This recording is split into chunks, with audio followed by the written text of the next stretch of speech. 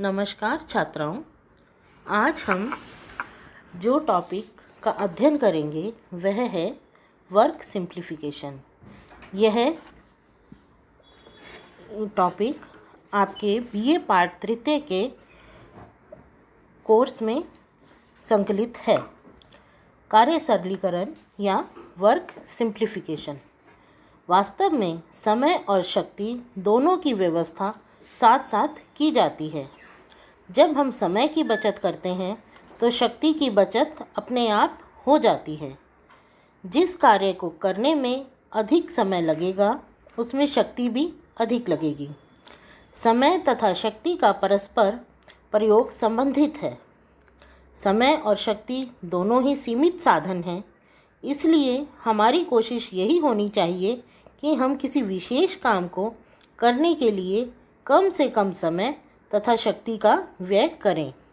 इस उद्देश्य की प्राप्ति के लिए कार्य को सरल बनाया जाता है और इसी प्रक्रिया को कार्य सरलीकरण या वर्क सिंप्लीफिकेशन कहते हैं। अब हम कार्य सरलीकरण की परिभाषा देखेंगे। कार्य सरलीकरण का अर्थ है व्यवस्थित ढंग से कार्य करना ताकि कम से कम समय तथा शक्ति का व्यय हो।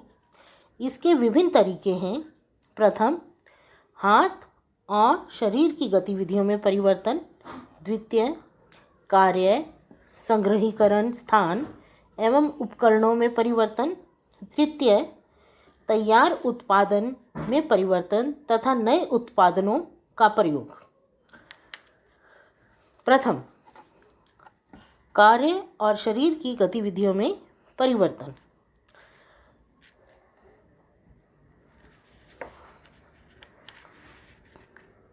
हाथ और शरीर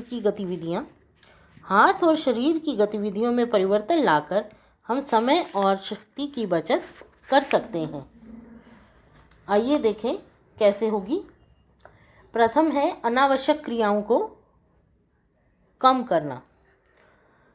कार्य करते समय कम से कम गतिविधियां होनी चाहिए। जैसे खाना बनाते समय कम से कम बर्तनों का प्रयोग। जैसे दाल और चावल बनाने के लिए अलग अलग बर्तन का प्रयोग न कर एक बार में दोनों चीज़ें सेपरेटर की मदद से प्रेशर कुकर में पकाना। खाना परोसते समय ट्रे या ट्रॉली का प्रयोग करना ताकि आने जाने में अधिक से अधिक चक्कर नहीं लगाने पड़े। बाज़ार जाने से पहले सामान की सूची तैयार करना तथा खरीदारी की योजना बनाना। दोनों हाथों से काम करना। कपड़े सुखाने के लिए एक बार बाल्टी में डालकर कपड़े ले जाना। फ्रिज में से आवश्यकता की वस्तुएं एक बार में निकालना व रखना। चादर को खोलकर प्रेस करने की अपेक्षा मोड़कर प्रेस करना। यह सब उदाहरण अनावश्यक क्रियाओं को कम करने के थे। द्वितीय, कार्य को क्रमवार करना। क्रमवार का अर्थ है सीरीज में। कार्य को क्रमवार करने से शारीरिक गतिविधियां स्वतः ही कम हो जाती हैं तथा थकान भी कम होती है। जैसे सफाई करते समय पहले सभी कमरों को झाड़ पोंछ करना, झाड़ू लगाना, फिर पोछा लगाना। यदि एक एक कमरे में झाड़ू और पोछा किया जाए तो समय अधिक लगेगा और बार बार मांसपेशियों की क्रिया में परिवर्तन करना पड़ेगा। इससे थकान अधिक भी होगी और जल्दी भी हो जाएगी। बर्तन धोते समय एक जैसे बर्तन जैसे ग्लास या कटोरियाँ एक साथ धोना। बर्तन धोते समय गंदे सिंक की दाहिनी तरफ तथा धोने के पश्चात साफ बर्तन बाईं ओर रखना। यह हमारे नॉर्मल हैंड्स की मूवमेंट के अनुसार तय हो जाता है। अगर हम इससे विपरीत स्थिति में करेंगे तो बार बार हमारे हाथों को अननेचुरल तरीके से मूवमेंट करनी पड़ेगी, जिससे थकान अधिक होगी।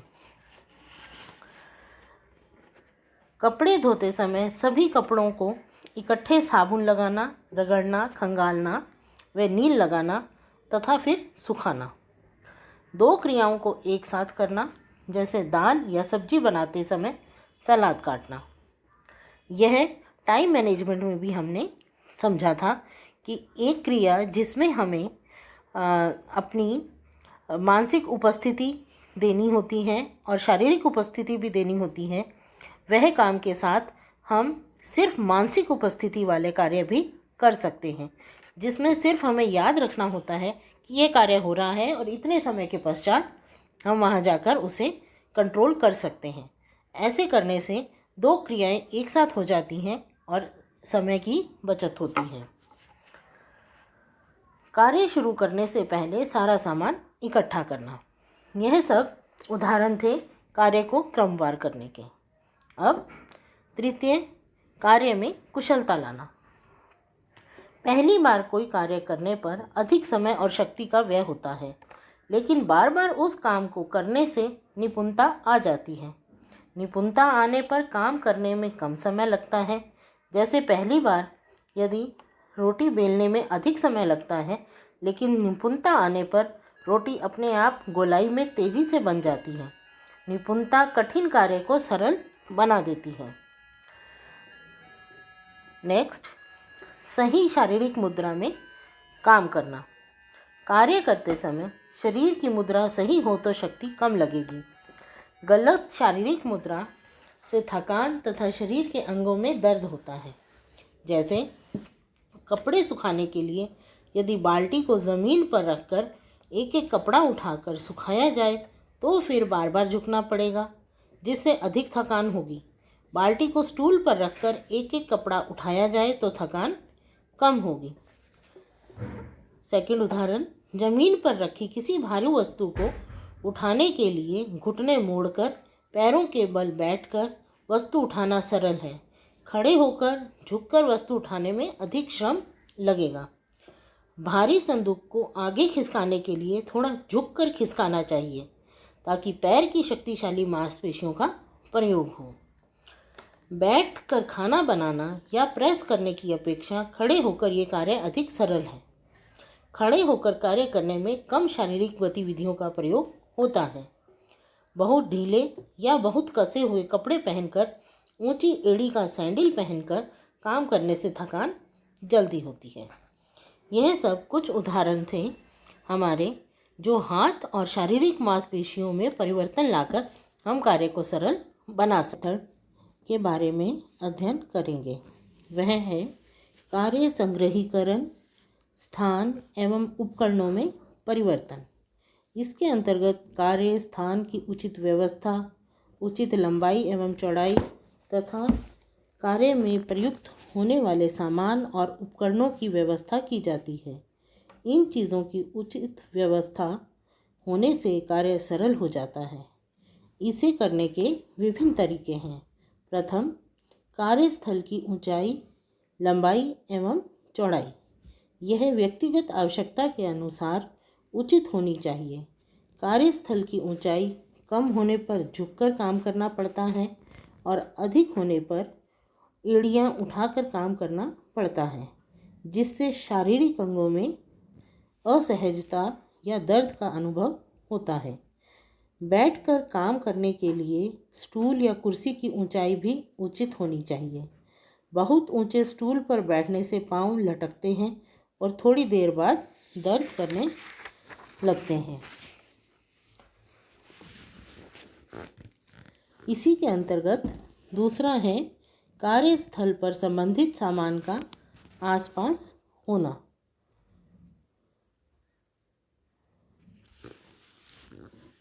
कार्य में प्रयुक्त होने वाले सभी सामान कार्य करने के स्थान पर हों तो कार्य करना सरल हो जाता है।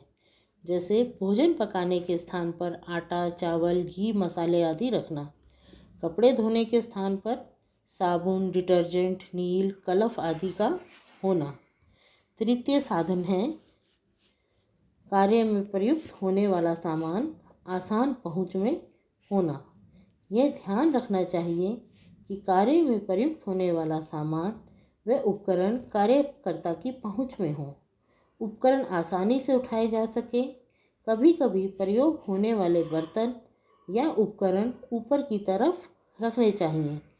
भारी वस्तुएं नीचे की तरफ रखनी चाहिए ताकि उन्हें उठाना आसान रहे। नेक्स्ट, प्रमुख उपकरणों की व्यवस्था। कार्य में प्रयुक्त होने वाले बर्तन एवं उपकरण उचित स्थान पर रखने से समय एवं शक्ति की बचत होती है। जैसे वॉशिंग मशीन स्नान गृह में रखने से कपड़े धोना आसान लगता है। मिक्सी, फ्रिज आदि रसोई घर में हो तो इनका प्रयोग करना आसान रहता है। नेक्स्ट है समय व शक्ति के बचत के उपकरणों का प्रयोग। इसका प्रयोग करने से शारीरिक गतिविधियां कम हो जाती हैं और काम भी जल्दी हो जाता है।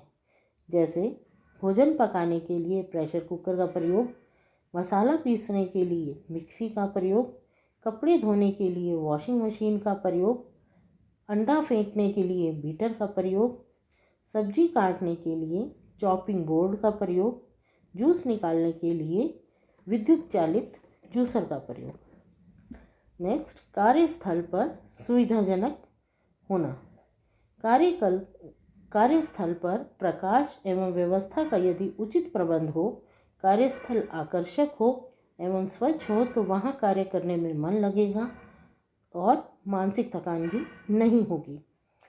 अब परिवर्तन का तीसरा नियम, तैयार उत्पादन में परिवर्तन तथा नए उत्पादनों का प्रयोग। तैयार उत्पादन में परिवर्तन करके कार्य को सरल किया जा सकता है।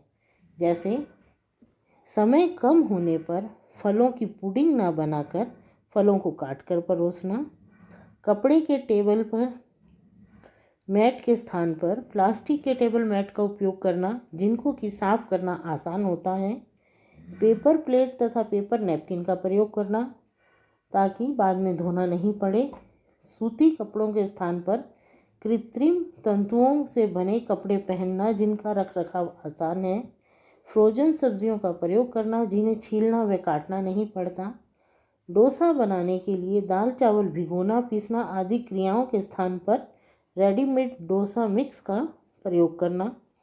सामाजिकरण के कारण जीवन शैली में भी परिवर्तन आ रहा है, इसलिए इन परिवर्तनों को आसान अपनाने से सुविधा हो जाती है।